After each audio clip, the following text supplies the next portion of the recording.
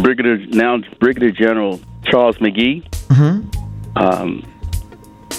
Mr. McGee had an outstanding military career and still holds some of the Air Force record for the number of missions flown over a series of wars.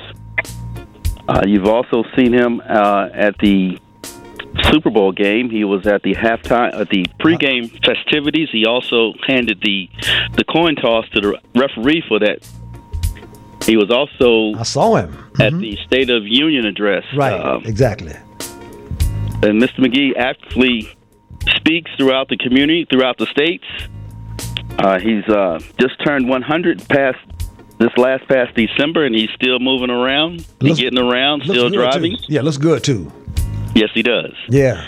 But these are some of the people that you can come out and meet. Now, Mr. McGee is not a member of the East Coast chapter, but he still recognizes and supports us. So you guys are going to have something real soon. Tell them what it is.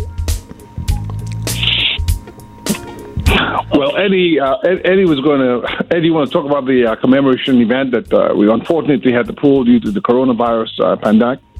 Absolutely. Before we get into our current events, we'll tell you about what we've been doing nationally and what the national chapter is working on. I'll tell you what. Hold that thought. Let me do a commercial break, and we'll come back and get all of that, okay? Yes, sir. Talking live with Mr. Gabriel Christian, Mr. Jerry Burton, and Mr. Edward Harbison. And these gentlemen are going to come back and tell us what's happening these days with the Tuskegee Airmen and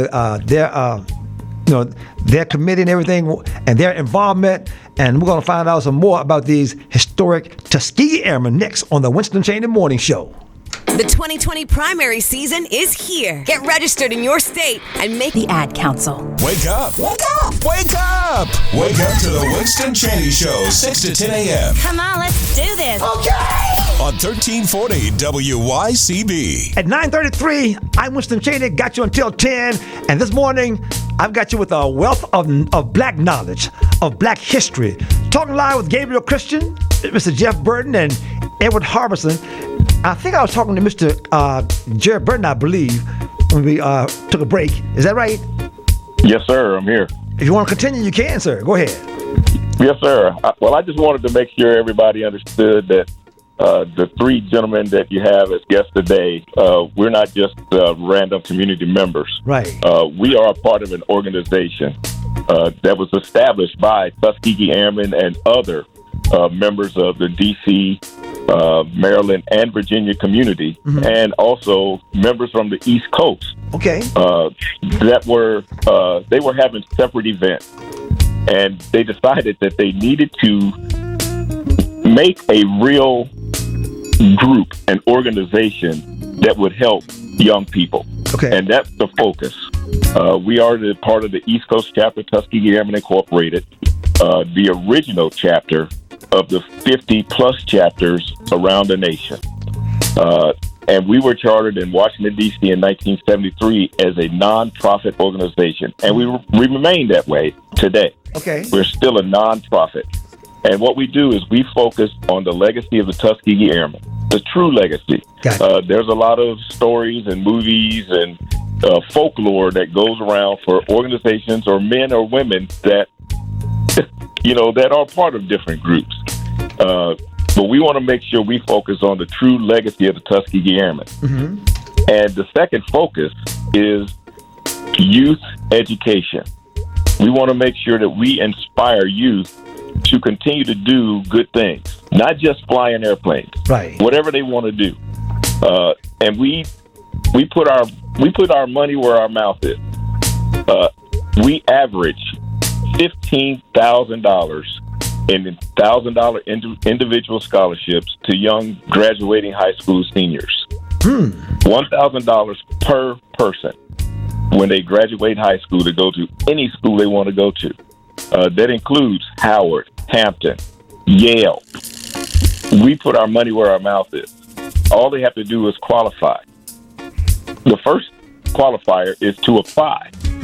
And you wouldn't believe how hard of a struggle it is to get young people to apply for a scholarship. Oh, I know. It's free money. I know. It's free money. So that's the first thing we do. The second thing is we focus not just on college students, we focus on high school students. Gotcha. 15 to 19 years of age, we teach young people, our organization, how to fly for free. No, not free. We teach them. All they have to do is show up during the class throughout the year, and no cost to them. The only charge that they incur is, one, their physical. We can't pay for their physical right out. Right. The second thing is their test. We can't pay for their test right out. Okay. But if they score 90 or above on their test, we will reimburse them for their test. Score 95 and above, we will reimburse them for their test and their physical. Wow.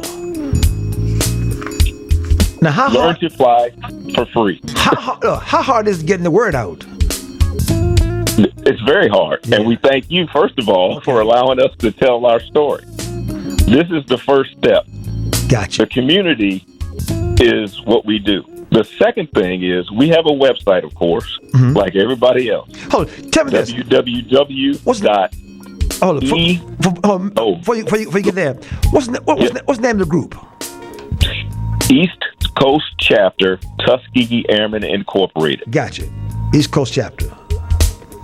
As soon as you type that in there, it should pop up with our website. Okay. It's also easier if they type in ECCTAI. That's Echo Charlie Charlie Tango Alpha India. Gotcha. See, I'm still military. Still got it. Now let me ask you this. Yes, sir. That's the basics of who we are. Now, where do you guys train these students? Well, we start off at